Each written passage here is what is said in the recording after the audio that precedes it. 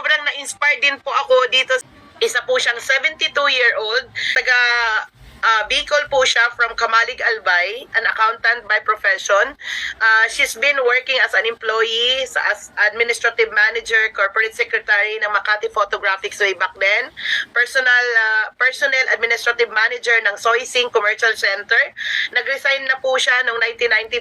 Sobrang taas ng respeto ko sa taong to. Gustong-gusto ko siyang makasama kasi there is something na nakikita ko po sa kanya na kayang-kaya niya pong gawin yung business. Pero she will explain to you, and I know na ma-inspire po kayo sa kanya. Our newly promoted silver, Constancia Musam, Coach Connie, come in. Hello, good afternoon, Live Good family. Yes, good afternoon. Grabe, hindi ko alam paano umpisahan. Na-inspire din ako. Siyempre, ang ganda-ganda ng Live Good. Tapos, pati yung kwento ni Sister Juanita, matagal akong nag-employ, successful sa employment. Sa school, okay siya. Yes. Pero sa business, iba-iba ang experience. Nag-operate ako ng taxi, nag-operate ng canteen, nag-real estate, iba-ibang businesses, iba-ibang learnings. Yung MLM, nag-join ako, hindi to do the business, pero gusto ko lang maka-discount sa mga products. Noong February 11, tumawag si V.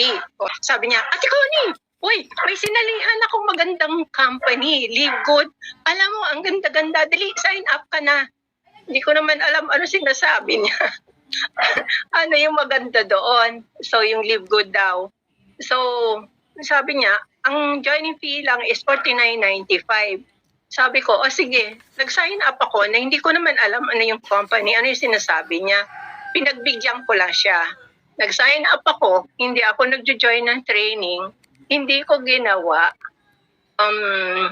Pinagbigyan ko lang at gaya ng dati, hindi ko tinrabaho. Tapos, medyo naisipan ko, nag-recruit din ako. May nakuha akong 3.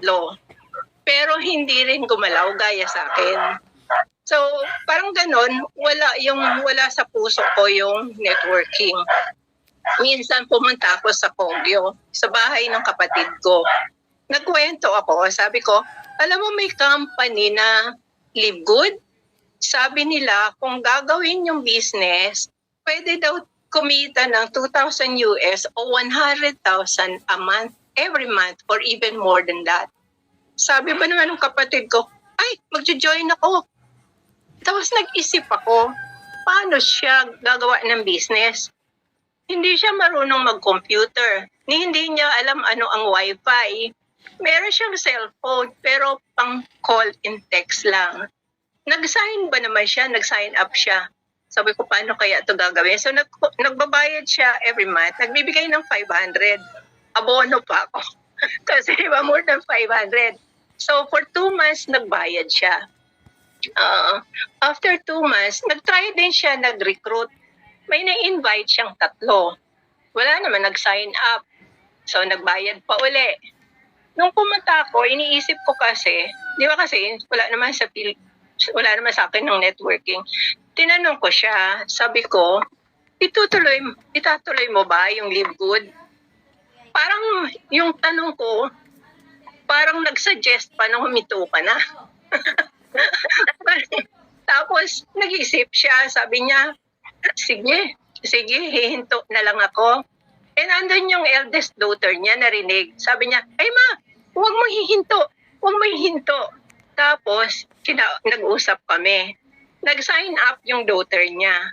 Tapos, nung tinawagan ngayon nung yung mami niya, sabi niya, nag-join po ako sa Live Good. Pumunta sa pamangkin ko. Sabi na, tita, pupunta yung mami ko, punta ka dito, mag-present ka. Sabi ko, Diyos ko, anong sasabihin ko? Kasi hindi ko nga alam eh. Anong gagawin ko? Diyos ko. Pumunta din ako kasi, di ba, inaasahan ako, present ko daw. So, pumunta din ako. Ang ginawa namin, ikinabit namin yung video presentation sa TV. Tapos magkatabi si Sister Juanita at saka yung husband. Si Sister Juanita nakikinig. Ine-explain ni husband yung nasa video. O di, naintindihan nila. After yung pinakinig namin, yung presentation ni Coach Fernan, pagkatapos din, usap-usap, ganon. Sabi ba naman niya, magjo-join ako. Ala, sabi ko, magjo-join. Sabi na, magjo-join ako. Tapos, pinaregister yung husband at saka yung kapatid, ay yung anak. Bale, yung asawa ng pamangkin ko. O di nag-bronze ka agad siya. Tapos, ang ginawa nila, after that, araw-araw talagang nagjo-join ng Zoom. 3 o'clock, 8 o'clock. Kaya di ba sabi niya, kilala niya na lahat. Tapos, ang problema, pag mayroon siyang hindi naiintindihan, tatawagan ako. Eh ano isasagot ko? Nanay ko, Diyos ko. So, ang ginawa ko, inaral ko talaga yung Live Good kasi nakakahiya. Hindi ko masasagot yung mga tinatanong niya. Inaral ko, nagtanong ako kay Coach B. Tapos, nakita ko ngayon gaano kaganda pala ang Live Good. Sobrang ganda. Ito, no? Tapos na-compare ko tuloy sa real estate yung Live Good. Kasi yung Live Good, kahit wala kang pera, kahit hindi ka marunong sa computer, hindi mo kailangan lumabas ng lumabas. Unlike sa real estate, alok ka ng alok. Tapos magpe-present ka, explain mo, ito yung bahay, ilang kwarto, ilang CR, anong make, ano. Tapos yung lote, ganyan kalaki. Tapos magpapatripping buong family. Pag sinripping mo, syempre magastos, pakainin mo. Tapos the following day sasabihin, sabi ng husband ko, wag muna. Di ba? Tapos nakita ko kay Live Good, hindi nagtitripping, kahit walang pera. Ano ba naman yung 49.95? Pag talagang tinirabaho mo, kahit mamaya nabalik na sa iyo yung 49.95. Yes! Kasi mag-recruit ka lang ng dalawa, nabalik na sa iyo, although next week mo pa matatanggap. Di ba? Pero nabalik na sa iyo eh. May hinihintay ka na. Sabi ko, ay, ang ganda naman pala. Bakit hindi ko pinansin? Doon ko naisip ngayon na naintindihan ko ngayon yung business. Bakit hindi ko pinansin si Coach B na umbarangkada na talaga. Kasi nag-join ako February 11, si Coach B February 10. So isang araw lang pagitan namin na sobrang layo niya na. Sabi ko, hahabulin ko siya. Yes! Sabi ko, mag-double time ako. Tapos, Yes! nagre-recruit ako. Tapos nakita ko, sobrang daming negative. Networking, ganyan, mga peke, scam, ganun. Sa loob-loob ko, bakit ako magpapatalo sa mga negative? Di ba? Yes. Maganda yung inaalok natin. Bakit tayo papatalo sa kanila? Kaya, kailangan tayo, pag nakakasalubong ng negative, talagang ipilit natin na ang ganda-ganda, ganito, ipaintindi natin. Karamihan kasi, nag-negative kasi hindi na iintindihan yung business. Parang gaya sa akin, hindi ko naman pinansin ko, hindi ko naman naiintindihan eh. Kung hindi doon sa mga downline, napilitan akong aralin kasi mapapahiya ako. Pag nagtatanong, hindi ko masabi. So, yun ngayon. So, lalo akong nag-aalok, lalong nag-o-offer. So, sobrang natutuwa ako kasi si Coach B, Hello. thank you sa mga suporta. Sobrang andali mo lapitan. Tapos ang tali-talino talaga. Grabe, ang galing. Thank you. Tali-talino at saka nakaka-inspire magsalita. Siguro sana pag nasalita ako, gaya na rin ako sa'yo. Chut. Kaya mo yan, Coach Cody. Go, go, go.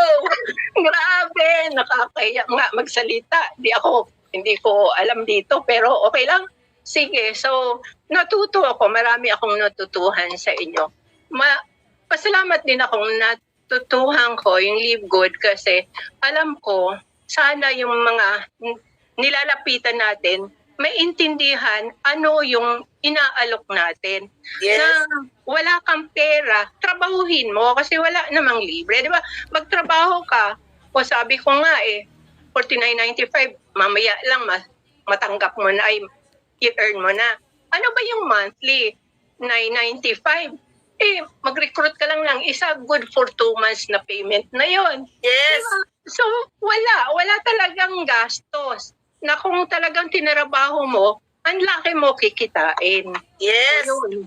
Kaya mag-recruit tayo ng mag-recruit dali. Kaya para marami tayong matutulungan, maraming matutuwa, maraming yayaman. Salamat din sa Diyos na hindi niya ako pinayagan na mag-negative ng mag-negative.